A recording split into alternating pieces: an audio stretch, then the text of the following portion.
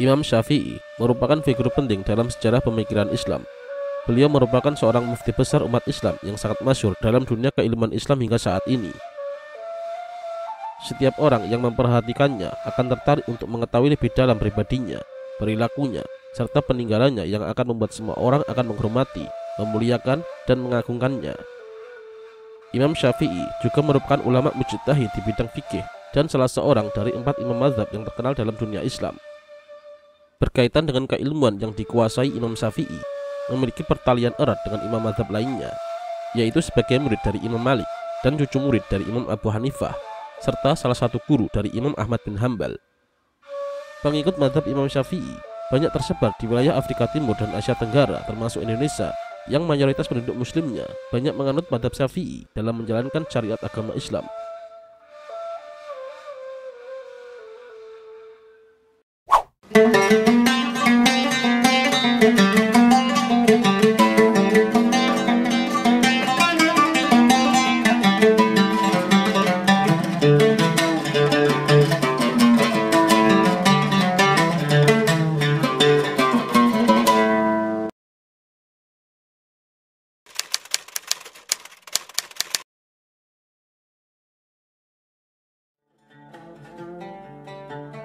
Imam Syafi'i bernama lengkap Abu Abdullah Muhammad bin Idris Asy-Syafi'i Al-Quraisy. Adapun silsilah beliau adalah Abu Abdullah Muhammad bin Idris bin Abbas bin Utsman bin Syafi'i bin Sa'ib bin Ubaid bin Abdul Yazid bin Hashim bin Muthalib bin Abdi Manaf bin Qusay bin Kilab bin Murrah bin Ka'ab bin Lu'ay bin Ghalib bin Fihr bin Malik bin Nadhr bin Kinanah bin Khuzaimah bin Mudrikah bin Ilyas bin Mudhar bin Nizar bin Ma'ad bin Adnan. Beliau sering juga dipanggil dengan nama Abu Abdullah karena salah seorang putranya bernama Abdullah. Setelah menjadi ulama besar dan mempunyai banyak pengikut, beliau lebih dikenal dengan nama Imam Syafi'i. Kata Syafi'i sendiri dinisbatkan kepada nama kakeknya yang ketiga, yaitu Syafi'i bin Sa'ib. Ayahnya bernama Idris bin Abbas bin Utsman bin Syafi'i bin Sa'ib bin Ubaid bin Abdul Yazid bin Hashim bin Muthalib. Muthalib adalah saudara Hashim yang merupakan ayah dari Abdul Muthalib, kakek Rasulullah SAW. Sedangkan ibunya bernama Fatimah binti Abdullah bin Hasain bin Hasab bin Ali bin Abi Thalib. Sehingga nasab Imam Syafi'i bertemu dengan Rasulullah SAW baik dari jalur ayah maupun ibu. Dari jalur ayahnya, nasab Imam Syafi'i bertemu dengan nasab Rasulullah melalui kakek ketiga Rasulullah, yaitu Abdi Manaf bin Qusay. Sedangkan dari pihak ibunya, Imam Syafi'i adalah cicit dari Ali bin Abi Thalib. Dengan demikian, kedua orang tua Imam Syafi'i berasal dari bangsawan Arab Quraisy. Dengan pertalian tersebut, Imam Syafi'i menganggap dirinya dari orang yang dekat kepada Rasulullah SAW. Bahkan, leluhurnya merupakan keturunan dari Zawil Kubro yang berjuang bersama dengan Rasulullah SAW waktu zaman jahiliyah dan awal-awal Islam. Mereka juga membersamai Rasulullah saat kaum kafir Quraisy mengasingkan Rasulullah, sehingga juga merasakan serta menanggung penderitaan bersama Rasulullah dan para sahabat-sahabat yang lainnya. Kemudian Imam An-Nawawi berkata, Imam Syafi'i adalah Quraisy dan Muthalibi berdasarkan ijma' para ahli riwayat dari semua golongan, sedangkan ibunya berasal dari suku Asdiyah. Kakeknya yang bernama Syafi'i bin Sa'ib adalah seorang sahabat kecil yang sempat bertemu dengan Rasulullah SAW ketika masih muda. Imam Al-Hakim meriwayatkan dalam Manaqib Imam Syafi'i dengan sanadnya bahwa As-Sa'ib suatu ketika jatuh sakit, maka Umar bin Khattab mengajak para sahabat untuk menjenguknya. Umar pun berkata, As-Sa'ib adalah orang Quraisy yang paling baik nasabnya. Ketika As-Sa'ib didatangkan kepada Nabi bersama Al-Abbas pamannya, Rasulullah bersabda, ini adalah saudaraku dan aku adalah saudaranya. Imam Syafi'i dilahirkan di tengah-tengah perkampungan orang zaman di kota Gaza, yaitu sebuah kota di Palestina pada tahun 150 Hijriah atau 767 Masehi, yang bertepatan dengan tahun wafatnya Imam Abu Hanifah.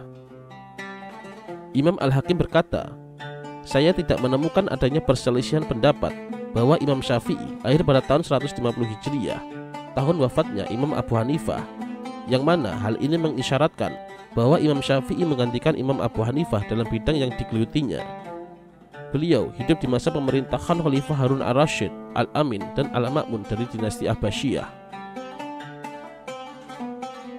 Imam Syafi'i lahir dari rahim seorang ibu yang solehah, serta dari ayah yang terkenal dengan kesabaran dan keikhlasannya. Idris, ayah Imam Syafi'i, adalah seorang pemuda asal Makkah yang merantau ke kota Gaza, Palestina. Di Gaza, ia bertemu dengan Fatimah binti Ubaidillah, seorang perempuan solehah dari kaum Bani Azdi. Idris, ayah Imam Syafi'i, menikah dengan Fatimah binti Ubaidillah dengan tanpa sengaja. Pasalnya, saat itu Idris sedang dihukum ayah Fatimah karena tidak sengaja memakan buah delima milik ayah Fatimah yang hanyut di sungai. Suatu ketika, Idris, ayah Imam Syafi'i, berjalan menyusuri sebuah sungai. Tiba-tiba, ia melihat buah delima yang hanyut terbawa air.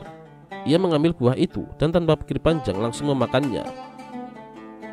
Ketika Idris sudah menghabiskan setengah buah delima itu, baru terpikir olehnya, apakah yang dimakannya itu halal. Buah delima yang dimakan itu bukan miliknya. Idris pun berhenti memakan. Ia kemudian berjalan ke arah yang berlawanan dengan aliran sungai, mencari di mana ada pohon buah delima. Sesampailah ia di bawah pohon delima yang lebat buahnya, persis di pinggir sungai. Ia meyakini buah yang dimakannya jatuh dari pohon ini. Idris pun lantas mencari tahu siapa pemilik pohon delima itu, dan kemudian bertemulah dia dengan sang pemilik, yaitu seorang lelaki setengah baya. Kemudian ia menceritakan bahwa dia telah memakan buah delima miliknya yang jatuh dan hanyut oleh aliran sungai. Kemudian Idris menanyakan apakah buah yang dimakannya tersebut halal baginya, serta mengharap keikhlasan dari pemilik pohon delima. Namun, untuk menghalalkan dan mengikhlaskan buah delima tersebut, sang pemilik kebun memberikan syarat kepada Idris untuk bekerja menjaga dan membersihkan kebun selama 1 bulan tanpa digaji. Demi memelihara perutnya dari makanan yang tidak halal, Idris pun langsung menyanggupinya. Tanpa terasa, sebulan telah berlalu begitu saja. Idris kemudian menemui pemilik kebun untuk menanyakan apakah sudah menghalalkan dan mengikhlaskan buah delima yang telah ia makan sebulan yang lalu. Namun, sang pemilik kebun lagi-lagi memberikan syarat kembali, yaitu untuk menikahi putrinya yang buta, tuli, bisu, dan lumpuh. Mendengar syarat tersebut, Idris pun terdiam. Namun, karena Idris lebih takut akan makanan yang haram yang masuk ke dalam perutnya, Idris pun memenuhi persyaratan itu agar makanan yang telah ia makan menjadi halal. Idris pun dinikahkan dengan gadis yang disebutkan. Pemilik kebun tersebut menikahkan sendiri anak gadisnya dengan disaksikan beberapa orang. Setelah akad nikah berlangsung, tuan pemilik kebun memerintahkan Idris untuk menemui putrinya di kamarnya. Namun setelah Idris memasuki kamar, bukan gadis buta, tuli, bisu, dan lumpuh yang ditemui, namun seorang gadis cantik yang nyaris sempurna, namanya Fatimah. Usut punya usut, ternyata sang pemilik kebun tidak rela melepas Idris begitu saja, seorang pemuda yang jujur dan menjaga diri dari makanan yang tidak halal. Ia mengambil Idris sebagai menantu yang kelak akan memberikan cucu bernama Muhammad bin Idris, atau yang lebih kita kenal dengan nama Imam Syafi'i, seorang ulama besar, guru, dan panutan bagi jutaan kaum muslimin di seluruh dunia.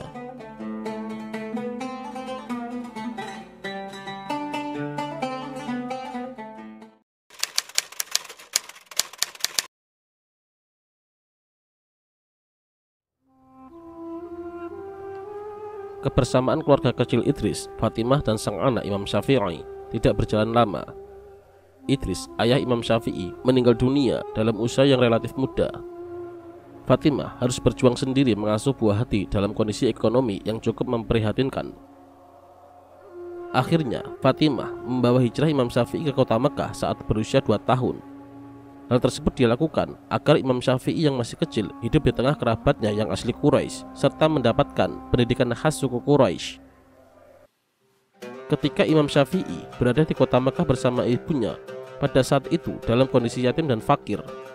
Dan pada saat itulah Imam Syafi'i memulai belajarnya dengan belajar membaca serta menghafal Al-Quran kepada Imam Ismail bin Konstantin, seorang qori di kota Mekah, sampai Imam Syafi'i berhasil menyelesaikannya pada usia 7 tahun.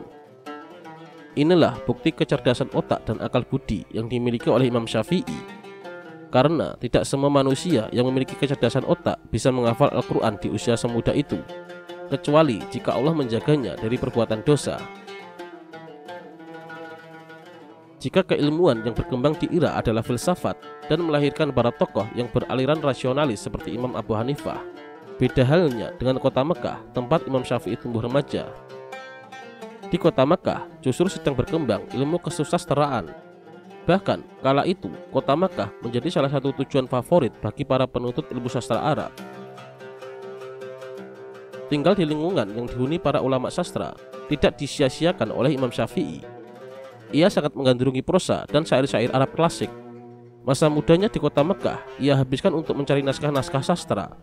Bahkan ia berkeliling ke kabilah-kabilah Badui padang pasir seperti kabilah Hudzail, yaitu salah satu kabilah yang terkenal sebagai ahli sastra serta yang paling fasih bahasa Arabnya. Bahkan Imam Syafi'i rela menetap beberapa tahun di kabilah-kabilah tersebut untuk belajar. Di sana Imam Syafi'i mendalami bahasa, kesusastraan, syair, prosa, dan adat istiadat bangsa Arab. Kemudian setelah Imam Syafi'i kembali ke kota Makkah, ia menjadi seorang yang ahli dalam syair dan bahasa. Kecakapannya ini juga diakui oleh Al-Asma'i, seorang pakar linguistik Arab. Bahkan banyak syair dari kabilah Hudzail yang pada akhirnya dikoreksi oleh Imam Syafi'i.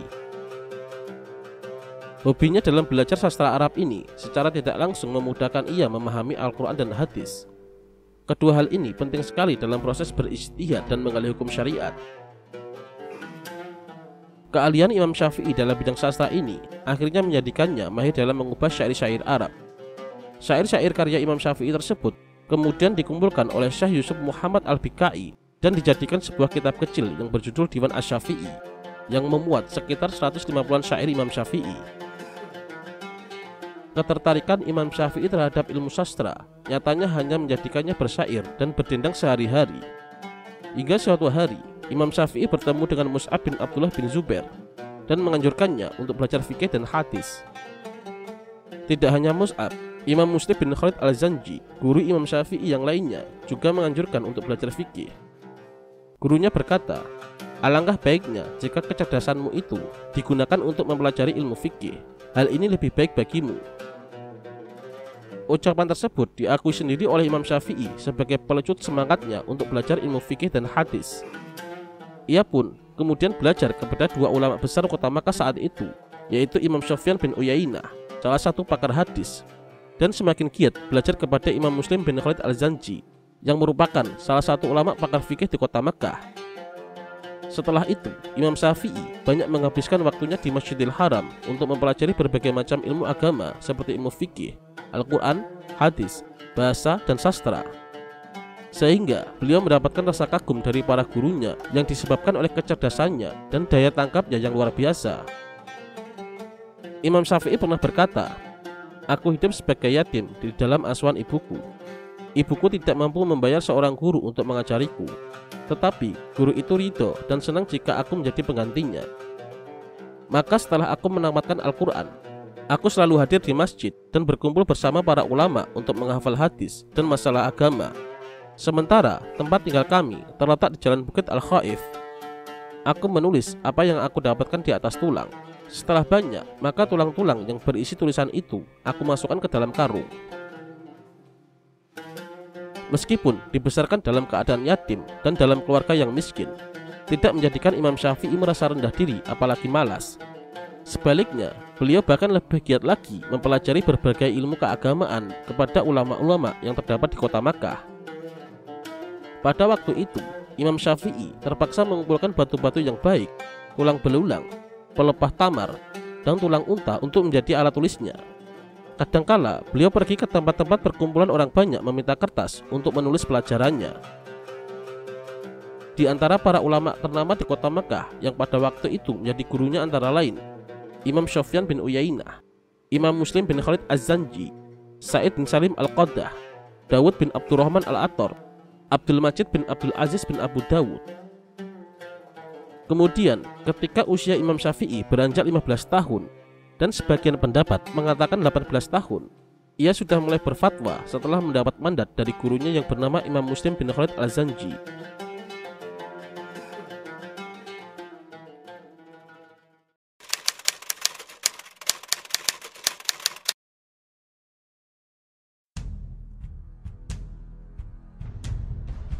Ketika Imam Muslim bin Khalid Az-Zanji memberikan mandat untuk berfatwa dan kedudukan mufti di kota Makkah kepada Imam Syafi'i, ia merasa keilmuan yang dikuasainya belumlah cukup. Maka pada saat usia 20 tahun, Imam Syafi'i meminta izin kepada gurunya untuk hijrah ke Madinah ke tempat Imam Malik. Beliau ingin belajar sekaligus memperdalam keilmuannya, khususnya ilmu fikih dan hadis yang amat diminatinya melalui kitab Al-Muwatta secara langsung kepada penulis kitabnya, yaitu Imam Malik. Sang guru pun lantas memberikan nasihat kepada Imam Syafi'i, "Wahai Muhammad, pergilah engkau ke Madinah untuk berguru lagi, karena sesungguhnya ilmuku sudah habis, semuanya sudah kuajarkan kepadamu." Imam Syafi'i pun menuruti perintah sang guru, dan beliau segera berpamitan kepada sang ibu. Berkatalah sang ibu, "Pergilah engkau menuntut ilmu di jalan Allah, kita akan bertemu nanti di akhirat." Sebelumnya, Imam Syafi'i sendiri telah mampu menghafal kitab Al-Muwatta ketika berusia 10 tahun. Dari kecintaannya pada kitab tersebut jugalah yang pada akhirnya melabuhkan kakinya ke Madinah untuk berguru serta memperdalam ilmunya kepada Imam Malik. Berbekal surat pengantar dari gubernur Mekah yang ditujukan kepada gubernur Madinah, Imam Syafi'i berangkat meninggalkan kampung halamannya, tempat permulaan beliau tumbuh dan berkembang dalam tradisi keilmuan. Sesampainya di kota Madinah, Imam Syafi'i mula-mula menuju rumah gubernur dan mengutarakan maksud dan kedatangannya ke kota itu sambil menyerahkan surat dari gubernur Makkah. Setelah membaca surat dari gubernur Makkah yang dibawa oleh Imam Syafi'i dan mengetahui bahwa kedatangannya untuk menimba ilmu di majelis dan halakohnya Imam Malik, bergetarlah kaki dan tangan sang gubernur Madinah. Kemudian ia berkata kepada Imam Syafi'i, "Wahai anak muda, aku tahu dari suratmu ini engkau memiliki kedudukan yang tak biasa di kota Mekah. Tapi sungguh, berjalan kaki dari Madinah ke kota Mekah tanpa alas kaki pun itu terasa lebih ringan bagiku jika dibanding harus bertandang ke rumah Imam Malik. Tetapi tugas tetaplah tugas yang harus diselesaikan, amanah tetaplah amanah yang harus ditunaikan." Gubernur Madinah dengan terpaksa mengantar Imam Syafi'i menemui Imam Malik. Ketika sampai di depan rumah Imam Malik, mereka berdua ditemui oleh salah seorang pembantu Imam Malik.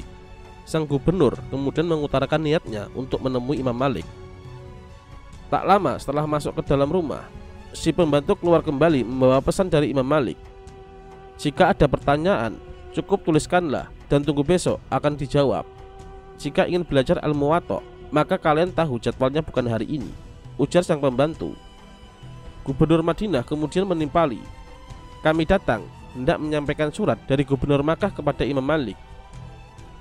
Si pembantu masuk lagi, dan tak lama kemudian ia keluar dengan membawa sebuah kursi yang kemudian ia tata dengan hati-hati sekali. Maka keluarlah Imam Malik menemui kedua tamunya itu. Imam Malik adalah seorang syekh yang wajahnya memancarkan keikhlasan dan aura ilmu yang mempesona. Beliau seorang syekh yang berbadan tinggi dan penuh wibawa. Gubernur Madinah lantas menyerahkan surat tersebut. Kemudian sang gubernur berkata, "Pemuda ini adalah seorang yang terhormat, baik akhlak dan kepandaiannya, maka sampaikanlah hadis kepadanya." Mendengar ucapan itu, Imam Malik mencampakkan surat tersebut lalu berkata, "Subhanallah, sejak kapan ilmu Rasulullah SAW didatangi dengan wasilah surat menyurat seperti ini?" Gubernur Madinah pun tak mampu berkata-kata, ia seakan kehabisan kalimat di hadapan Imam Malik. Melihat sang gubernur takut, Imam Syafi'i memberanikan diri untuk memperkenalkan dirinya. "Aku adalah keturunan Muthalib. Semoga Allah tetap menjadikan Tuan sebagai orang yang soleh."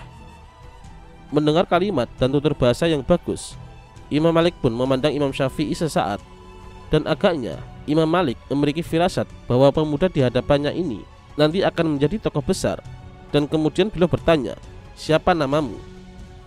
Imam Syafi'i menjawab, "Muhammad." Imam Malik kemudian memberikan nasihat, "Hei Muhammad, bertakwalah kepada Allah, tinggalkanlah maksiat, engkau akan menjadi orang besar." Imam Syafi'i kemudian menjawab, "Insya Allah." Dan Imam Malik pun berkata, "Datanglah besok dan akan ada orang yang akan membacakan kitab itu untukmu." Imam Malik menganggap Imam Syafi'i masih terlalu muda untuk belajar kepadanya, dan karena itu beliau alihkan kepada murid senior. "Wahai Syekh, aku sudah menghafalkan kitab Al-Muwatta di luar kepala," jawab Imam Syafi'i. Maka setelah dibacakan kitab Al-Muwatta dengan hafalan di hadapannya, Imam Malik begitu terkesan dengan hafalan dan bagusnya bacaan Imam Syafi'i, hingga akhirnya Imam Syafi'i membaca kitab Al-Muwatta itu di hadapan Imam Malik dalam beberapa hari. Dan akhirnya Imam Malik sendiri yang mengajari Imam Syafi'i. Begitulah awal perjumpaan Imam Syafi'i dengan gurunya Imam Malik di kota Madinah.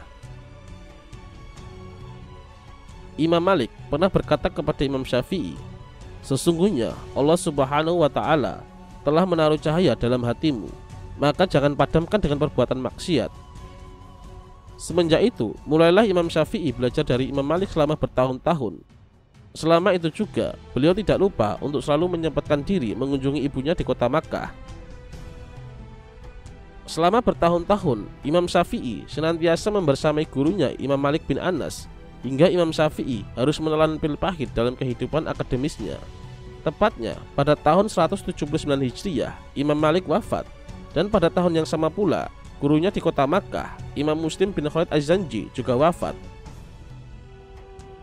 Selain kepada Imam Malik, selama di Madinah, Imam Syafi'i juga berguru kepada beberapa ulama lainnya, seperti kepada Ibrahim bin Sa'ad Al-Ansori, Abdul Aziz bin Muhammad Ad-Darawardi, Ibrahim bin Abu Yahya Al-Aslami, Muhammad bin Sa'id bin Abu Fudaik, dan Abdullah bin Nafi As-Sa'ik.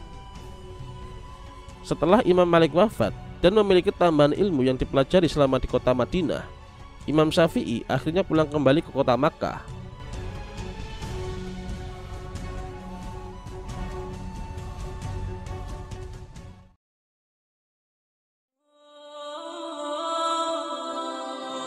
Ketika Imam Syafi'i kembali ke kota Makkah, pada saat itu beliau berusia 29 tahun dan terus disibukkan dengan keilmuannya. Jiwanya sangat gandrung terhadap ilmu, sekalipun ia tidak mampu membeli kitab-kitab karena miskin. Begitulah sifat para ulama yang telah dianugerahi oleh Allah akan kelezatan meraih ilmu. Mereka tidak akan pernah merasa puas dengan ilmu yang dimilikinya. Rasulullah telah menyatakan hal ini dalam hadisnya, "Dua orang yang rakus, yang tidak pernah merasa kenyang, yaitu pencari ilmu dan pencari dunia." Jiwa Imam Syafi'i yang sangat haus akan ilmu membuatnya berkeinginan menimba ilmu pada ulama zaman setelah mendengar dari teman-teman dekatnya bahwa zaman adalah gudang ilmu. Namun karena tidak memiliki cukup biaya, Imam Syafi'i tidak dapat pergi ke Yaman. Pada saat bersamaan, ada seorang pejabat Yaman yang sedang berkunjung ke kota Makkah. Mendengar kedatangan pejabat zaman, ibu Imam Syafi'i lantas mendatangi pembesar Quraisy yang masih kerabat dengan Imam Syafi'i dengan tujuan untuk meminta bantuannya berbicara kepada pejabat Yaman tersebut agar bersedia membawa serta Imam Syafi'i ke Yaman untuk belajar. Karena tidak memiliki harta untuk bekal perjalanan Imam Syafi'i, sang ibu lantas menggadaikan rumahnya sebesar 16 dinar yang kemudian diberikan kepada anaknya untuk bekal perjalanan dan biaya kebutuhan hidupnya selama belajar. Melihat Imam Syafi'i yang miskin dan membutuhkan biaya untuk mencari ilmu, maka sesampainya di Yaman, Imam Syafi'i diberikan pekerjaan oleh pejabat tersebut di kantor pemerintahan Yaman agar memiliki biaya untuk mewujudkan impiannya belajar. Selang beberapa waktu, karena kegigihan dan kinerjanya yang bagus, Imam Syafi'i diangkat menjadi hakim dan ditugaskan di kota Najran. Selama mengemban tugasnya sebagai hakim di kota Najran, Imam Syafi'i selalu menegakkan kebenaran dan menyebarluaskan keadilan. Beliau memiliki kepribadian yang berprinsip dengan nilai-nilai Islam, akal yang cerdas, dan jiwa yang lurus. Hingga kepribadiannya yang baik itu sampai terkenal di kota Makkah dan Jazirah Arab. Mereka melihat bahwa pada diri Imam Syafi'i terdapat teladan yang baik bagi orang yang memegang urusan masyarakat. Imam Syafi'i pernah bercerita bahwa di sana ia berusaha keras untuk melakukan kebaikan dan menjauhkan diri dari keburukan. Imam An-Nawawi berkata, kemudian Syafi'i bekerja di Yaman dan telah terkenal bagaimana kebaikan Syafi'i dalam memperlakukan atau melayani masyarakat di sana. Fase kehidupan Imam Syafi'i di Yaman yang berlangsung sekitar 5 tahun menambahkan aspek lain yang sangat penting dalam melahirkan seorang mujtahid. Imam Syafi'i tidak hanya terdidik secara teori di masjid ataupun madrasah, tetapi melalui interaksi langsung dengan masyarakat. Salah satu contohnya, bagaimana pemahaman fikih Syafi'i terhadap muamalah ahlul kitab, kemudian tentang berapa bayaran jizyah yang harus mereka bayar, dan lain sebagainya. Meskipun aktivitas keulamaan beliau di Yaman sangat minim, Imam Syafi'i sempat mengambil pelajaran dari beberapa ulama di Yaman. Ar-Razi menyebutkan beberapa ulama Yaman tersebut adalah Mutarraf bin Mazin, Abu Abdurrahman Hisham bin Yusuf yang merupakan seorang qadhi di kota San'a, Amr bin Abu Salamah, dan Yahya bin Hasan yang merupakan sahabat tabi'in Al-Laits bin Sa'ad.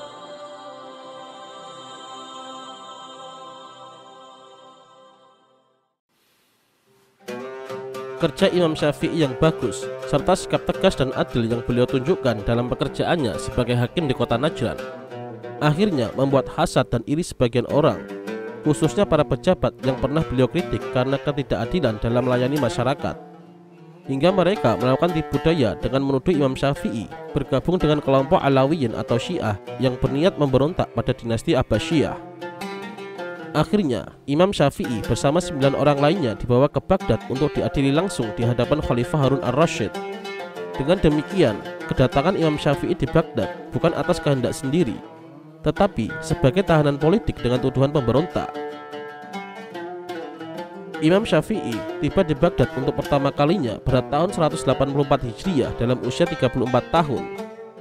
Saat dihadapkan kepada Khalifah Harun ar-Rasyid, Imam Syafi'i berhasil lolos dari tuduhan makar berkat kecerdasan dan kekuatan hujahnya. Dalam sebagian riwayat yang disampaikan oleh Ibnu Abdil Bar, disebutkan sebagai berikut. Imam Syafi'i bersama rombongan Alawiyin masuk menghadap Khalifah Harun ar-Rasyid yang pada saat itu sang khalifah didampingi oleh murid Imam Abu Hanifah, yaitu Imam Muhammad bin Hasan Asy-Syaibani. Para tawanan menghadap satu persatu untuk diinterogasi, sementara yang lainnya menunggu mendengarkan di balik tabir. Ketika tiba giliran Imam Syafi'i, sang khalifah bertanya, "Engkaukah yang memberontak kepadaku dan menganggapku tidak patut menjadi khalifah?" Imam Syafi'i menjawab, "Wahai Amirul Mukminin, aku bukan suku Thalibi atau Alawi. Aku adalah laki-laki keturunan Al-Muttalib bin Abdi Manaf bin Qusay. Aku aktif dalam bidang ilmu dan fikih. Tuan Qadim Muhammad bin Hasan Asy-Syaibani tahu siapa aku. Aku adalah Muhammad bin Idris bin Abbas bin Utsman bin Syafi'i bin Sa'ib bin Ubaid bin Abdul Yazid bin Hashim bin Muttalib bin Abdi Manaf." Khalifah Harun ar-Rasyid kemudian berkata, "Engkau rupanya orang yang pernah diceritakan oleh Muhammad bin Hasan." Kemudian Khalifah Harun ar-Rasyid memandang Muhammad bin Hasan Asy-Syaibani, "Hai Muhammad, apakah yang dikatakannya benar?" Imam Muhammad bin Hasan Asy-Syaibani menjawab, "Ya, dia adalah seorang alim yang langka." Imam Muhammad bin Hasan Asy-Syaibani membenarkan apa yang dikatakan oleh Imam Syafi'i. Sang khalifah lantas berkata, "Kalau begitu, ia kuserahkan kepadamu sampai ada keputusan." Pada waktu itu, kota Baghdad sangat terkenal dengan fikihnya Imam Abu Hanifah. Dengan corak warna yang khas, memberikan pola berbeda terhadap fikih penduduk Madinah kala itu. Imam Abu Hanifah sendiri sebagai pengusung mazhab Hanafiyah dibesarkan di negeri Irak yang menyebarkan mazhab fikihnya di sana. Dalam melandasi mazhabnya, Imam Abu Hanifah berpegang dengan akal dan qiyas sebagai metode dalam menghasilkan hukum-hukum fikih yang bersumber dari Al-Quran dan Sunnah, sehingga membuat mazhabnya populer dengan sebutan mazhab ahli ra'yi atau golongan yang menggunakan akal ketika hukum tidak tercantum dalam nas Al-Quran ataupun Sunnah. Penyebaran mazhab Imam Abu Hanifah di seantero Irak tidak terlepas dari peran para muridnya, yaitu Imam Abu Yusuf yang dinobatkan sebagai Qadhi Al-Qudha pada masa pemerintahan Khalifah Harun al-Rasyid. Dengan statusnya tersebut, Imam Abu Yusuf mampu untuk menyebarluaskan mazhab ini melalui kekuasaannya. Begitu juga dengan pengikut atau muridnya yang lain, yaitu Imam Muhammad bin Hasan Asy-Syaibani, karena perannya telah mampu mengkodifikasi masalah-masalah fikih Imam Abu Hanifah ke dalam sebuah kitab sebagai pedoman dalam berfatwa pada kala itu, bahkan hingga sampai saat ini. Setelah Allah menyelamatkan Imam Syafi'i dari fitnahan tersebut, Imam Syafi'i tidak langsung pulang ke negeri Yaman atau tempat tinggalnya di kota Makkah, tetapi beliau bermukim di Baghdad. Majelis-majelis ilmu yang ada di sana membuat Imam Syafi'i terpesona, karena ibu kota Baghdad kala itu merupakan sentralnya ilmu pengetahuan, dan di sana terdapat banyak para ulama, ahli bahasa, perpustakaan-perpustakaan, serta madrasah dan halaqah yang mengajarkan berbagai macam keilmuan. Maka Imam Syafi'i yang selalu haus akan ilmu Kemudian mendekati para ulama yang ada di sana untuk belajar fikih mazhab Imam Abu Hanifah, dan tentunya belajar kepada Imam Muhammad bin Hasan Asy-Syaibani. Walaupun antara Imam Syafi'i dan Imam Muhammad bin Hasan Asy-Syaibani berbeda mazhab dalam bidang fikih, yaitu Imam Syafi'i bermadzhab ahlul hadis, sedangkan Imam Muhammad bin Hasan Asy-Syaibani bermadzhab ahlul ra'yi atau mazhab yang mengedepankan akal. Namun Imam Syafi'i sangat menghormati Imam Muhammad bin Hasan Asy-Syaibani sebagai gurunya, sekalipun antara keduanya sering berdebat dan berselisih pendapat. Bahkan Imam Syafi'i sering memuji gurunya Imam Muhammad bin Hasan Asy-Syaibani. Ia pernah berkata, "Aku tidak pernah menjumpai seorang pria gemuk yang cerdas selain Muhammad bin Hasan Asy-Syaibani."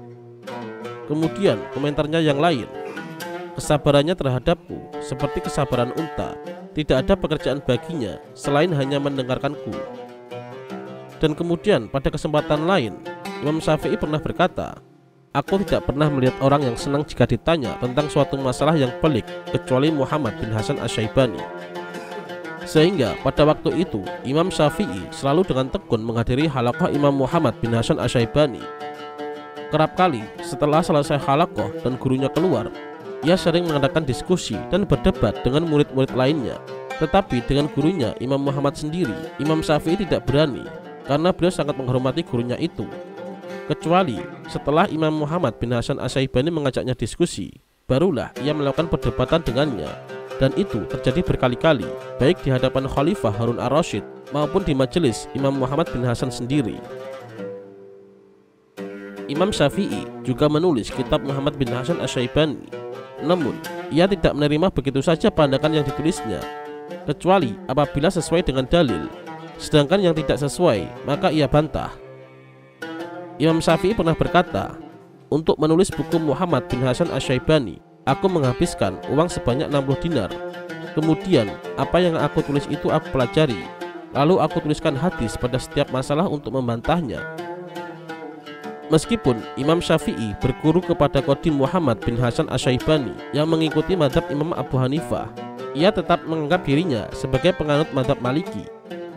Namun dengan demikian, Imam Syafi'i menjadi ulama yang menguasai dua poros fikih sekaligus, yaitu ahlu ra'yi dan ahlu hadis. Keberadaannya di kota Baghdad juga Imam Syafi'i manfaatkan untuk berguru kepada ulama lainnya, yaitu kepada Waqi' bin Jarrah, Abdul Wahhab bin Abdul Majid As-Saqafi, Abu Usamah Hamad bin Usamah Al-Kufi, dan Ismail bin Ulayyah.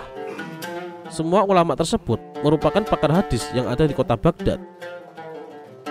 Setelah beberapa lama Imam Syafi'i bermukim di kota Baghdad, Imam Syafi'i menjadi murid yang paling terkenal karena kepintaran dan kecerdasannya, sehingga dalam waktu singkat beliau sudah diminta untuk mengajar.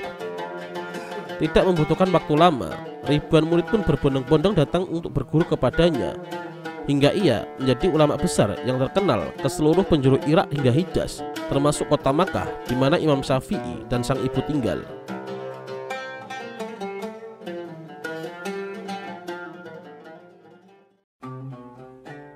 Di kota Makkah, pada saat ibu Imam Syafi'i mengikuti kajian dari salah seorang ulama, sang ulama tersebut sering mengucapkan nama Muhammad bin Idris Asy-Syafi'i. Mendengar ulama tersebut sering mengucapkan nama sang anak, setelah pengajian, sang ibu pun menjumpai ulama tersebut. Sang ibu bertanya kepada sang ulama, "Wahai Syekh, siapakah itu Muhammad bin Idris Asy-Syafi'i?" Sang ulama pun menjawab bahwa Imam Syafi'i adalah gurunya di Irak. Kemudian sang ibu dengan penasaran menanyakan lagi kepada sang ulama bahwa Muhammad bin Idris Asy-Syafi'i yang manakah yang dimaksud.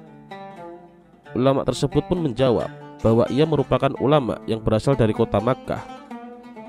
Sang ibu pun terkejut mengetahui bahwa guru ulama tersebut merupakan anaknya. Kemudian sang ibu pun mengatakan kepada sang ulama bahwa Muhammad bin Idris Asy-Syafi'i adalah anaknya. Kemudian sang ulama menyampaikan kepada ibunya Imam Syafi'i bahwa ia akan kembali ke Baghdad, Irak, dan apakah ada pesan yang ingin disampaikan kepada sang anak yang notabene adalah guru dari ulama tersebut. Sang ibu menjawab bahwa ia telah memperbolehkan sang anak untuk pulang kembali ke rumahnya. Sesampainya sang ulama tersebut di Irak, ia langsung menyampaikan pesan tersebut kepada sang guru. Imam Syafi'i yang mendengar kabar tersebut langsung bergegas untuk pulang ke Makkah. Mendengar kabar bahwa Imam Syafi'i akan pulang, penduduk Irak pun sangat sedih. Namun mereka tidak bisa berbuat apa-apa. Karena Imam Syafi'i telah menjadi ulama besar di Irak, ia pun menerima bekal yang sangat banyak. Ratusan ekor unta telah diterimanya dari masyarakat dan muridnya di sana. Sesampainya Imam Syafi'i di pinggiran kota Makkah, ia pun memerintahkan kepada salah satu muridnya untuk memberitahukan kepada ibunya bahwa anaknya telah berada di pinggir kota Makkah. Setelah sang murid menyampaikan pesan Imam Syafi'i kepada ibunya, sang ibu bertanya, apakah yang ia bawa? Sang murid menjawab dengan bangga bahwa gurunya Imam Syafi'i membawa ratusan ekor unta dan harta lainnya.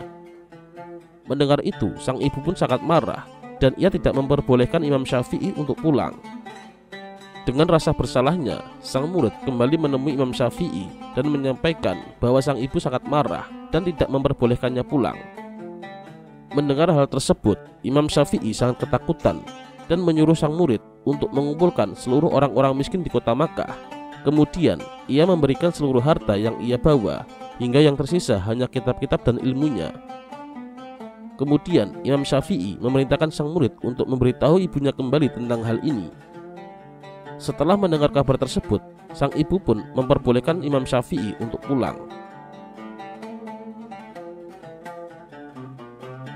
Setelah pulang, Imam Syafi'i bermukim di kota Makkah selama 9 tahun.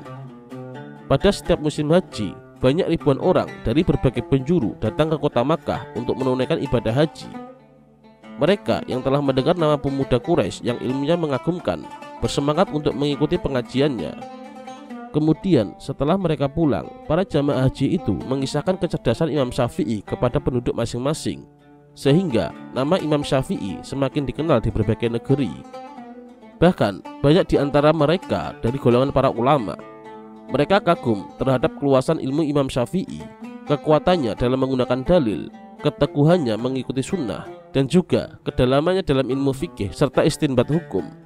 Mereka juga kagum terhadap usul dan kaidah-kaidah fikih yang telah dibuat oleh Imam Syafi'i, dan semua itu bersumber dari Al-Quran dan Sunnah.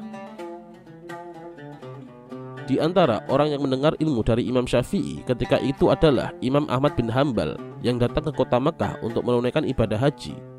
Imam Ahmad masuk ke Masjidil Haram untuk berjumpa dengan para ulama besar dan para pakar hadis. Di antara yang masyhur dari mereka adalah Imam Sufyan bin Uyainah yang juga merupakan guru Imam Syafi'i. Tetapi tatkala Imam Ahmad bin Hambal ikut pada halaqah Imam Syafi'i, ia mendapati sesuatu yang tidak didapati pada halaqah yang lain. Ia memperoleh sesuatu yang baru selain riwayat hadis. Pada halaqah Imam Syafi'i ada kupasan fikih dan kaidah-kaidahnya yang belum pernah ia dengar.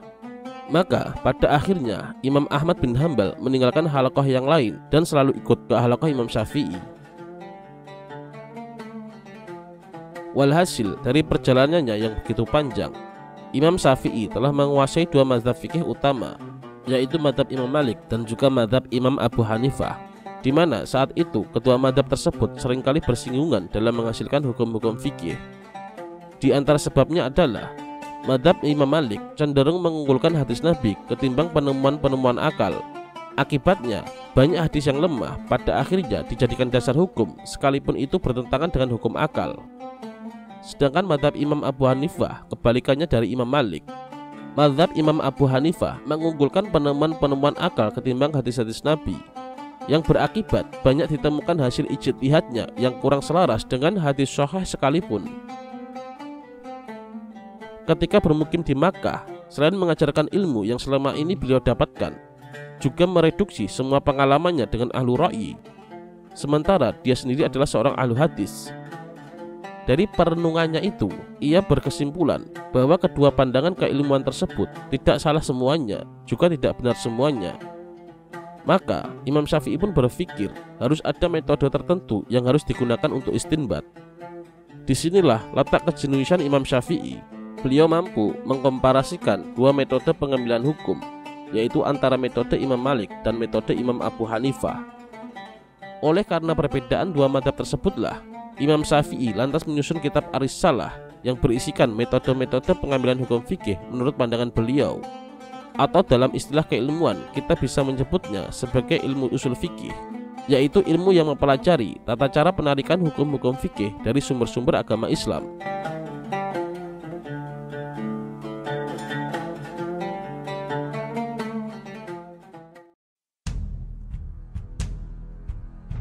Setelah kurang lebih selama 9 tahun bermukim di kota Makkah, Imam Syafi'i untuk kedua kalinya pergi ke Irak pada tahun 195 Hijriah. Perjalanannya yang kedua ini berbeda dengan perjalanannya yang pertama. Jika yang pertama adalah karena menjadi tawanan untuk diadili, maka yang kedua ini adalah karena kemauannya sendiri. Dan untuk kali ini, nama beliau di Baghdad telah terlebih dahulu dikenal oleh masyarakat di sana. Selain itu, para ulama besar di sana seperti Imam Ahmad bin Hambal, Ishaq bin Rahawayh, dan Abdurrahman Al-Mahdi telah menyebut-nyebut namanya. Sesampainya di Baghdad, Imam Syafi'i mendapat tempat di tengah-tengah masyarakat, di mana orang-orang pindah belajar kepada beliau setelah sebelumnya belajar ke ulama lain. Imam Al-Baihaqi meriwayatkan dengan sanadnya dari Abu Thawr, ketika Imam Syafi'i datang ke Irak, datanglah kepadaku Husain Al-Qarashibi dari golongan Ahlul Ra'yi atau kelompok ulama yang lebih banyak menggunakan akal dalam istinbat. Husain Al-Qarashibi berkata, telah datang seorang laki-laki ahli hadis yang juga ahli fikih, mari kita ajak dia. Maka kami pun berangkat menemui Imam Syafi'i. Husain Al-Qarashibi mencoba menyampaikan sebuah pertanyaan. Imam Syafi'i menjawabnya dengan mengutip ayat-ayat Al-Quran dan juga banyak hadis. Hingga akhirnya kami meninggalkan istinbat dengan menggunakan akal dan menerima penjelasannya dan kagum terhadapnya. Pada waktu itu, untuk kedua kalinya, Imam Ahmad bin Hambal berjumpa dengan Imam Syafi'i yang sebelumnya pernah bertemu di kota Makkah. Kesempatan kali ini digunakan oleh Imam Ahmad untuk memanfaatkan sebaik-baiknya mengambil ilmu dari Imam Syafi'i, dan Imam Ahmad memujinya dengan mengatakan, kami sebagai kelompok yang bergelar Ashabul Hadis didominasi oleh teman dan murid Imam Abu Hanifah, sampai datang Imam Syafi'i sebagai orang yang paling paham tentang kitabullah dan sunnah Rasulullah. Kemudian Hasan bin Muhammad Az-Za'farani juga berkata, kelompok Ashabul Hadis atau kelompok ulama yang banyak menggunakan hadis tertidur cukup lama.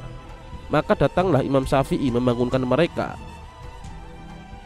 Imam Ibrahim Al-Harbi bercerita, tatkala Imam Syafi'i datang ke Baghdad, di Masjid Jami' Al-Gharbi terdapat 20 halaqah yang diadakan oleh para ulama ahli ra'yi. Pada Jumat kedua setelah Imam Syafi'i datang, hanya 3 atau 4 halaqah saja. Padahal Imam Syafi'i tidak menetap di Irak, melainkan beliau bolak-balik antara Makkah dan Irak, terkadang di Irak dan terkadang di Makkah. Hasan bin Muhammad Az-Za'farani juga berkata, Imam Syafi'i datang ke negeri kami pada tahun 195 Hijriah dan menetap selama 2 tahun. Kemudian ia pergi ke Makkah, lalu datang lagi pada tahun 198 Hijriah dan tinggal beberapa bulan. Setelah itu beliau pergi ke Mesir.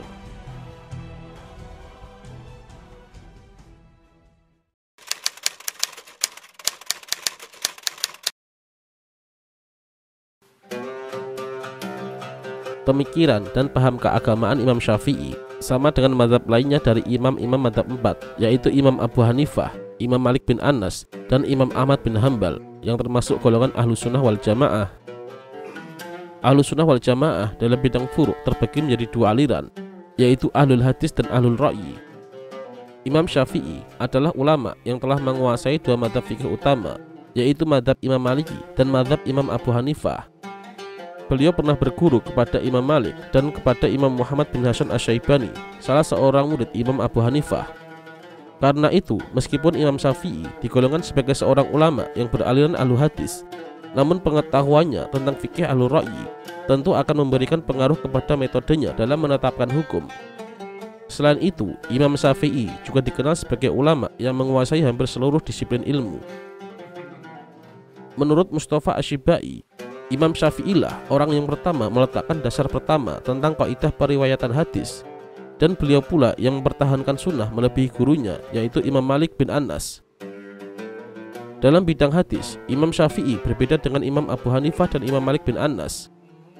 Menurut Imam Syafi'i, apabila suatu hadis sudah sahih sanadnya dan bersambung sanadnya kepada Nabi Muhammad SAW, maka sudah wajib diamalkan tanpa harus dikaitkan dengan amalan Ahlul Madinah sebagaimana yang disyaratkan oleh Imam Malik. Dan tidak pula perlu ditentukan syarat yang terlalu banyak dalam penerimaan hadis sebagaimana yang disyaratkan oleh Imam Abu Hanifah. Karena itu, Imam Syafi'i dijuluki sebagai Nasyirus Sunnah atau penolong sunnah. Dalam pandangannya, sunnah Nabi mempunyai kedudukan yang sangat tinggi. Malah beberapa kalangan menyebutkan bahwa Imam Syafi'i menyetarakan kedudukan sunnah dengan Al-Quran dalam kaitannya sebagai sumber hukum Islam. Menurut beliau, setiap hukum yang ditetapkan oleh Rasulullah SAW pada hakikatnya merupakan hasil pemahaman yang diperoleh Rasulullah atas pemahamannya terhadap Al-Quran.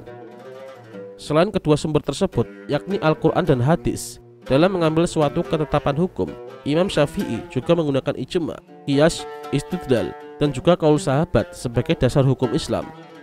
Sedangkan sumber-sumber ijtihad lainnya dibagi sebagai sumber penunjang seperti istishab dan urf. Adapun sumber-sumber ijtihad seperti istishab, maslahatul marsalah, saddu dariyah, dan syar'uman qablana diterima dalam batas-batas minim yang dipahami menurut pengertian dan pemahaman sendiri. Dalam ijtihadnya, Imam Syafi'i mempunyai dua pandangan yang dikenal dengan sebutan qaul qadim dan qaul jadid. Qaul qadim terdapat dalam kitabnya yang bernama Al-Hujjah yang dicetuskan di Irak. Sedangkan qaul jadid terdapat dalam kitabnya yang bernama Al-Um yang dicetuskan di Mesir. Berkaitan dengan bid'ah, Imam Syafi'i berpendapat bahwa bid'ah itu terbagi menjadi dua macam, yaitu bid'ah mahmudah atau bid'ah yang terpuji, dan bid'ah dolalah atau bid'ah sesat. Dikatakan terpuji jika bid'ah tersebut selaras dengan prinsip-prinsip Al-Quran dan Sunnah, dan juga sebaliknya. Hal ini sebagaimana perkataan Imam Syafi'i dalam kitab Manaqib Al-Imam Syafi'i karya Ahmad Baihaqi. Beliau berkata, bid'ah ada dua macam. Pertama, suatu yang baru yang menyalahi Al-Quran, Sunnah atau ijma, dan itu disebut bid'ah dolalah. Kedua, sesuatu yang baru dalam kebaikan dan tidak menyalahi Al-Quran, Sunnah dan ijma, dan itu disebut bid'ah yang tidak tercela. Dalam soal taklid, beliau memberikan perhatian kepada murid-muridnya agar tidak menerima begitu saja pendapat-pendapat dan hasil ijtihadnya.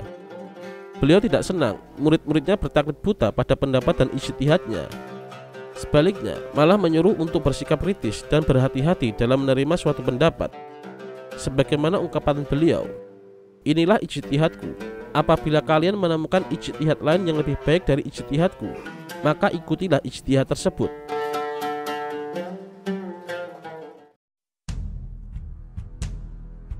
Imam Syafi'i termasuk ulama yang sangat produktif dalam bidang penulisan karya ilmiah.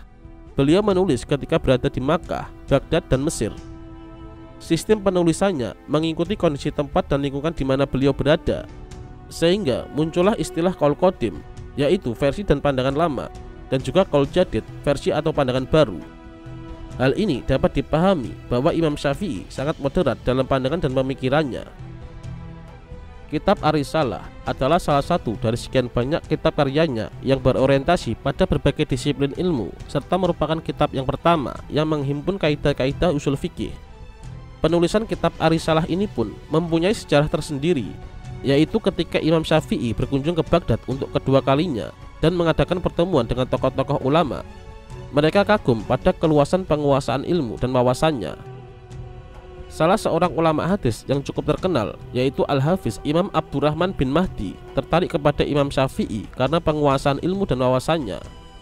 Beliau pun menulis surat kepada Imam Syafi'i agar bersedia menuliskan baginya sebuah kitab yang menjelaskan tentang syarat-syarat beristidlal dengan Al-Quran, Sunnah, Ijma' dan Qiyas, dan juga penjelasan tentang nasyih dan mansuh, serta tentang am dan khas.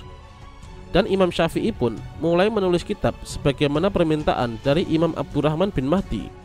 Dan kitab tersebut berisi kodifikasi kaidah-kaidah dan bahasan-bahasan usul fikih secara sistematis, yang masing-masing kaidah itu dikuatkan dengan dalil keterangan atau uraian yang mendalam.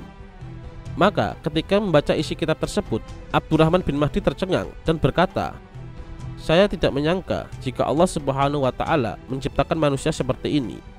Setiap kali saya sholat, saya selalu mendoakan Imam Syafi'i."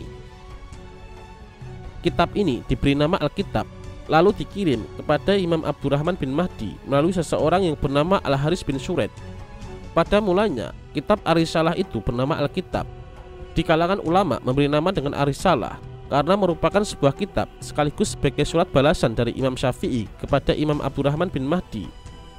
Dari Imam Syafi'i sendiri tidak pernah menyebut kitab ini dengan sebutan Ar-Risalah, tetapi beliau menyebutnya dengan Alkitab atau Kitabi. Ada juga yang mengatakan bahwa Imam Syafi'i menulis kitab ini di Irak dan Mesir, sehingga para ulama berkesimpulan bahwa penulisan kitab Ar-Risalah melalui 3 tahapan. Yang pertama ketika di Makkah, yang kedua ketika berada di Irak, dan yang terakhir disempurnakan di Mesir. Ahmad Nahrawi Abdus Salam menyampaikan bahwa di antara kitab-kitab yang ditulis oleh Imam Syafi'i adalah Kitab Al-Um, Ar-Risalah, Al-Mabsut, Al-Hujjah, Musnad Syafi'i. Kitab Ar-Risalah dan Kitab Al-Hujjah merupakan kitab karya Imam Syafi'i yang berisi pendapat-pendapat Imam Syafi'i pada periode awal atau yang disebut dengan Qaul Qadim. Sedangkan Kitab Al-Um berisi revisi-revisi terhadap pandangan-pandangan sebelumnya yang disebut dengan Qaul Jadid. Dalam Kitab Al-Um juga berisi hadis-hadis Rasulullah yang pernah ditulisnya dalam Kitab Al-Musnad. Selain kitab-kitab di atas, di antara kitab-kitab lainnya karya Imam Syafi'i adalah Ibtalul Istihsan, Ahkamul Quran, Bayat Al-Fard, Sifatul Amr wan Nahyi, Ikhtilaful Malik Wasyafi'i, Ikhtilaful Iraqiyin, Ikhtilaful Muhammad bin Husain, Fadailul Quraisy, Kitab As-Sunan. Begitu luasnya ilmu Imam Syafi'i, sehingga sampai sekarang pun masih banyak dari kitab-kitabnya yang sering dikaji oleh para ilmuwan dan ulama serta para cendekiawan baik muslim maupun non-muslim.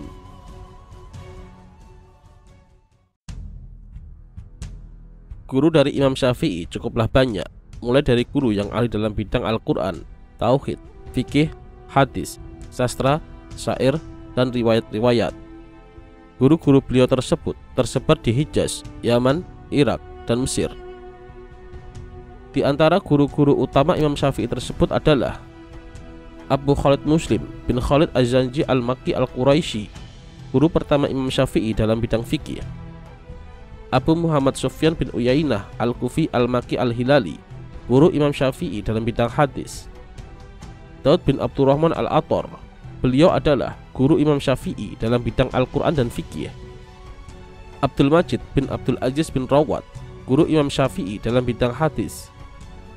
Imam Malik bin Anas, Imam Dar Al-Hijrah, merupakan guru Imam Syafi'i yang paling penting dalam bidang hadis dan fikih, yang mengantarkan Imam Syafi'i mencapai kesempurnaan dalam penguasaan fikih. Ibrahim bin Muhammad Al-Aslami, guru Imam Syafi'i dalam bidang hadis. Abu Muhammad Abdul Aziz Ad-Darawardi, guru Imam Syafi'i dalam bidang hadis. Abu Ishaq Ibrahim bin Sa'ad, guru Imam Syafi'i dalam bidang hadis. Abu Ayyub Muttarif bin Mazin Al-Kinani, guru Imam Syafi'i dalam bidang fikih. Muhammad bin Hasan Asy-Syaibani, guru Imam Syafi'i dalam bidang fikih, yang memperkenalkan kepadanya mazhab Imam Abu Hanifah. Guru-guru Imam Syafi'i yang mempunyai berbagai macam disiplin ilmu tersebut berpengaruh positif bagi kapasitas keilmuan Imam Syafi'i yang cukup komprehensif. Hal ini lebih memantapkan perannya sebagai pendiri mazhab fikih yang merupakan sintesis dari mazhab fikih yang ada sebelumnya, yaitu mazhab Hanafi dan mazhab Maliki. Kemudian, murid-murid Imam Syafi'i banyak tersebar di beberapa tempat, yakni tempat di mana beliau pernah bermukim. Di antara murid-murid Imam Syafi'i yang terkenal di Irak adalah Abu Thawr Ibrahim bin Khalid Al-Kalbi Al-Baghdadi. Dia adalah murid Imam Syafi'i dari golongan ulama ahlu ra'yi. Imam Ahmad bin Hambal, murid Imam Syafi'i dari golongan ahli hadis, yang kemudian menjadi salah satu di antara 4 imam mujtahid dalam bidang fikih. Hasan bin Muhammad Az-Za'farani Al-Baghdadi, beliau merupakan murid Imam Syafi'i yang paling terkenal meriwayatkan pemikiran Qaul Qadim Imam Syafi'i. Abu Ali Hasan bin Ali Al-Qarashibi, dia adalah ulama fikih ahli ra'yi, namun kemudian mengikuti mazhab Syafi'i dan menjadi muridnya serta menjadi ulama fikih yang masyhur. Kemudian ketika di Mesir, banyak sekali murid-murid Imam Syafi'i yang sebelumnya sudah menyandang kedudukan sebagai ulama. Di antara murid Imam Syafi'i yang cukup terkenal dan berpengaruh adalah Yusuf bin Yahya Al-Buwaiti, murid Imam Syafi'i yang paling agung. terkenal dalam bidang fikih dan fatwa, dan mempunyai kitab karya fikih sendiri yang disebut Al-Mukhtasar Al-Buwaiti, yang merupakan kitab ringkasan dari pendapat-pendapat Imam Syafi'i. Ismail bin Yahya Al-Muzani Al-Misri, beliau adalah seorang ulama fikih mazhab Syafi'i yang terkenal, terpercaya oleh Imam Syafi'i, terkenal dalam pendapat dan perdebatan dengan gurunya dalam berbagai masalah. Beliau juga menulis kitab fikih dari mazhab Syafi'i yang diberi nama Al-Mukhtasar Al-Muzani. Ar-Rabi' bin Abdurrahman Al-Muradi Al-Misri merupakan murid Imam Syafi'i yang paling banyak berhubungan dengan gurunya. Riwayatnya tentang pendapat-pendapat Imam Syafi'i lebih banyak diriwayatkan darinya daripada murid-murid Imam Syafi'i yang lainnya. Bahkan kitab adalah riwayat darinya. Muhammad bin Abdullah bin Abdul Hakam, dia adalah murid Imam Syafi'i dari golongan ulama yang menganut paham mazhab Maliki. Mereka adalah ulama yang berpengaruh di Mesir. Inilah yang mengawali tersiarnya mazhab Syafi'i ke seluruh pelosok. Persebaran mazhab Syafi'i selain di Irak dan Mesir juga berkembang dan tersiar di Khurasan, Pakistan, Syam, Yaman, Persia, India, daerah-daerah Afrika dan Andalusia sesudah tahun 300 Hijriah. Kemudian setelah itu, mazhab Syafi'i juga berkembang dan tersiar bukan hanya di Afrika, tetapi ke seluruh pelosok-pelosok negara Islam, baik di barat maupun di timur, yang dibawa oleh para murid dan pengikut-pengikutnya dari suatu negeri ke negeri lainnya. Banyaknya murid-murid Imam Syafi'i tersebut secara otomatis membantu tersebarnya mazhab Syafi'i ke seluruh dunia. Murid-muridnya tersebut tidak hanya menerima ajaran-ajaran fikih Imam Syafi'i, tetapi juga melakukan pensyarahan terhadap fikih Syafi'i serta mengembangkannya. Sehingga hingga saat ini, mazhab fikih Syafi'i sangat kaya dengan berbagai macam kitab fikihnya.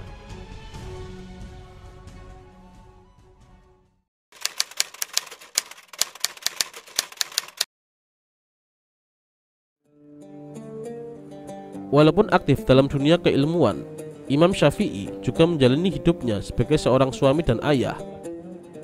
Imam Syafi'i menjalani perannya sebagai suami dan kepala keluarga dengan baik. Imam Syafi'i menikah ketika usianya hampir 30 tahun ketika tinggal di Yaman. Perempuan yang beliau nikahi bukanlah perempuan sembarangan.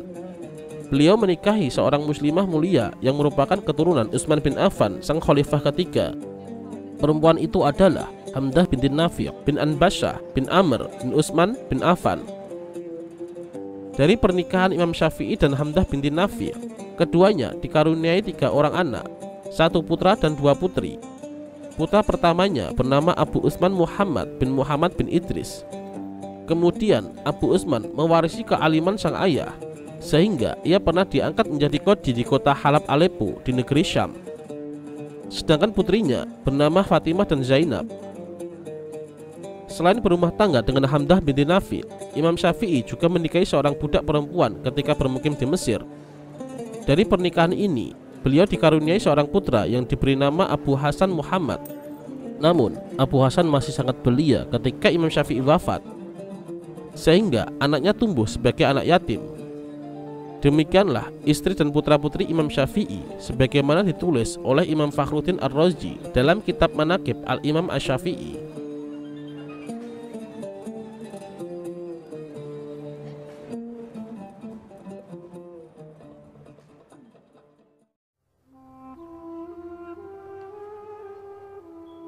Setelah beberapa lama Imam Syafi'i tinggal di Baghdad untuk kesekian kalinya, terjadi musibah yang menimpa tubuh kekhalifahan, sehingga menjadikan Imam Syafi'i berencana untuk meninggalkan Irak untuk selamanya.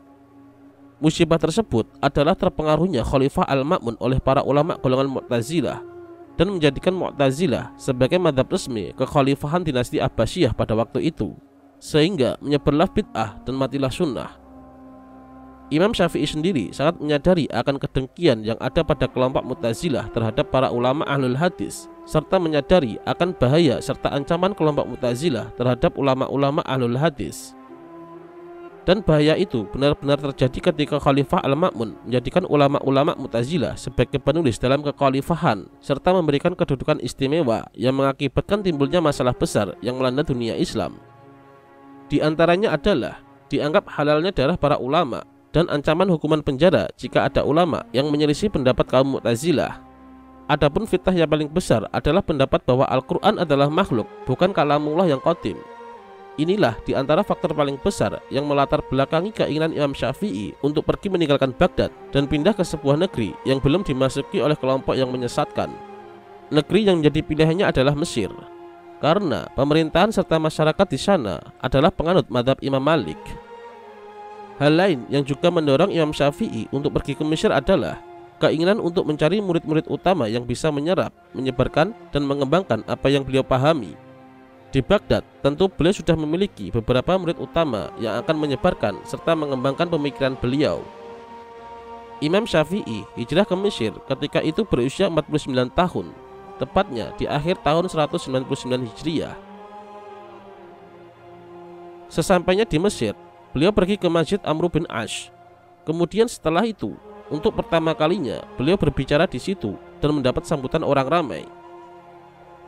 Harun bin Sa'id al-Aili berkata, "Aku tidak pernah melihat orang semacam Imam Syafi'i. Saat datang ke Mesir, orang-orang berkata, telah datang kepada kita seorang laki-laki Quraisy. Lalu kami mendatanginya dalam keadaan ia sedang sholat. Ternyata kami belum pernah melihat seseorang yang sholatnya lebih baik daripadanya dan wajahnya yang lebih tampan daripadanya. Manakala ia berbicara, kami pun belum pernah mendengar ada orang lain yang lebih indah bahasanya daripada Imam Syafi'i, sehingga kami tertarik kepadanya." Lambat laun, kabar mengenai kedalaman ilmu Imam Syafi'i mulai menyebar di Mesir. Pada saat itu pula, Imam Syafi'i kian mendapat tempat di kalangan masyarakat. Setelah itu, beliau mulai menyebarkan ilmu usul fikih dan fikihnya, serta menyimpulkan hukum dan diperkuatnya dengan dalil-dalil. Sadar akan kedalaman ilmu Imam Syafi'i, banyak orang dari berbagai negara berbondong-bondong mendatanginya untuk menimba ilmu, termasuk ulama-ulama setempat yang kemudian menjadi muridnya. Lebih dari itu, Imam Syafi'i tidak hanya mahir dalam bidang fikih saja. Beliau juga mahir dalam bidang ilmu lainnya, seperti hadis, syair, sejarah, dan kedokteran. Bisa dikatakan bahwa beliau adalah seorang ulama dengan keilmuan yang komplit. Tidak mengherankan jika nama Imam Syafi'i semakin hari semakin masyhur, baik di kalangan ulama maupun masyarakat awam. Halaqahnya pun ramai dikunjungi orang dari berbagai disiplin ilmu. Kemudian, selama di Mesir, Imam Syafi'i juga menelaah kembali kitab-kitab yang telah ditulisnya. Kemudian, beliau memperbaiki kesalahannya. Dan beliau juga banyak meralat pendapat-pendapat sebelumnya dengan pendapat barunya yang kemudian dikenal dengan Qaul Jadid. Dan pendapat-pendapat barunya tersebut kemudian dibukukan dan dinamai dengan kitab Al-Um. Sementara itu, tidak sedikit dari para ulama yang belajar dan berguru kepadanya mulai mengikuti manhaj dan mazhabnya Imam Syafi'i, yang sebelumnya mereka fanatik terhadap salah satu mazhab, yakni mazhab Imam Malik bin Anas atau mazhab Imam Abu Hanifah. Selama di Mesir, selain mengajarkan ilmunya, Imam Syafi'i juga masih belajar untuk memperdalam keilmuannya.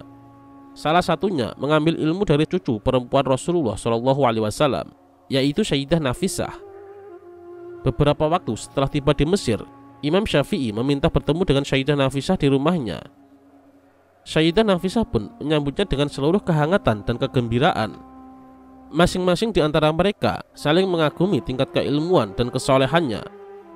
Bila Imam Syafi'i berangkat untuk mengajar di masjidnya yang berada di Fustat, beliau selalu mampir ke rumah Sayyidah Nafisah. Begitu juga ketika pulang kembali ke rumahnya. Dikabarkan bahwa Imam Syafi'i adalah ulama yang paling sering bersama Sayyidah Nafisah dan mengaji kepadanya. Padahal waktu itu status Imam Syafi'i adalah ulama yang cukup terkenal dalam bidang usul fikih dan fikih. Dalam kurun waktu 4 tahun lebih tinggal di Mesir, Imam Syafi'i telah mendektekkan tulisan sebanyak 1.500 lembar. Kitab Al-Um ditulisnya sebanyak 2.000 lembar. Kitab As-Sunan dan lain-lainnya juga telah dihasilkan dalam jangka waktu 4 tahun tersebut. Padahal saat itu beliau sedang sakit keras, yaitu sakit wasir, dan terkadang keluar darah saat beliau sedang di atas tunggangan, hingga darah itu memenuhi celana dan sepatunya. Ibnu Hajar al-Asqalani berkata, Imam Syafi'i memang sudah menderita penyakit wasir ini cukup parah, hingga rusak badannya. Lalu saya dengar beliau berkata, sesungguhnya saya telah melakukan kesalahan sedang saya mengetahuinya, yakni karena meninggalkan penjagaan. Maksudnya adalah menjaga tubuhnya. Apabila sedang duduk dalam rangka mengajar, beliau menaruh wadah khusus di bawahnya untuk menampung darah yang mengalir dari kondisi sakitnya tersebut. Demikian sabarnya Imam Syafi'i sehingga tidak pernah mengeluhkan kondisi sakitnya yang kian parah dan tetap terus mengajar. Dalam kondisi demikian, beliau telah menghasilkan 4.000 lembar catatan ilmu. Hidup beliau dihabiskan untuk mengajar, meneliti, mengkaji ilmu baik siang maupun malam, dan membuatnya lebih banyak duduk sehingga penyakitnya kian parah. Pada suatu hari, salah satu murid Imam Syafi'i, yaitu Yunus bin Abdul A'la, membesuknya. Kemudian Imam Syafi'i berkata, "Wahai Abu Musa, tolong bacakan untukku setelah ayat 120 dari surat Ali Imran." Kemudian sang murid membacanya untuk beliau. Kemudian setelah itu, Yunus mengabarkan kondisi gurunya kepada temannya Ar-Rabi yang juga merupakan murid Imam Syafi'i. Yunus mengatakan, Imam Syafi'i berharap dengan bacaanku tersebut ia dapat bertemu dengan Rasulullah, para sahabatnya, dan orang-orang soleh. Kemudian Ar-Rabi menyenggut Imam Syafi'i dan berkata, "Wahai guru, bagaimana kondisimu sekarang?" Imam Syafi'i menjawab, "Aku merasakan bahwa sudah tiba waktunya meninggalkan dunia dan berpisah dengan saudara-saudaraku. Sungguh kembali kepada Allah Ta'ala sudah dekat untuk mempertanggungjawabkan amal keburukan yang kuperbuat." Setelah berkata demikian, Imam Syafi'i kemudian mengarahkan pandangannya ke langit menerawang jauh. Beliau akhirnya menghadap Allah Subhanahu wa Ta'ala pada malam Jumat setelah maghrib pada usia 54 tahun, dan jenazah beliau dimakamkan pada hari Jumat setelah Asyar, hari terakhir dari bulan Rajab. Jenazah beliau diangkat dari rumahnya melewati jalan Fustat di Mesir hingga sampai ke daerah Darbi Ashiba, dan sekarang adalah jalan Sayyidah Nafisah. Dan Sayyidah Nafisah meminta untuk memasukkan jenazah beliau ke rumahnya. Setelah jenazah dimasukkan, Sayyidah Nafisah mensolati jenazah Imam Syafi'i dan kemudian berkata, "Semoga Allah merahmati Asy-Syafi'i. Sungguh ia benar-benar berwudu dengan baik." Jenazah beliau kemudian dibawa sampai ke tanah anak-anak Ibnu Abdul Hakam. Di sanalah beliau dimakamkan, yang kemudian dikenal dengan turba Asy-Syafi'i hingga saat ini. Di sana juga dibangun sebuah masjid yang diberi nama Masjid Asy-Syafi'i. Setelah dimakamkan, penduduk Mesir terus-menerus menziarahi makam Imam Syafi'i sampai 40 hari 40 malam. Demikianlah kisah sang imam yang kini menjadi kiblat ilmu fikih bagi mayoritas muslim di Yaman, Palestina, Mesir, Asia Tenggara, termasuk Indonesia, Malaysia, Brunei, dan beberapa negara di Timur Tengah. Semoga Allah merahmati dan meninggikan derajat beliau. Amin.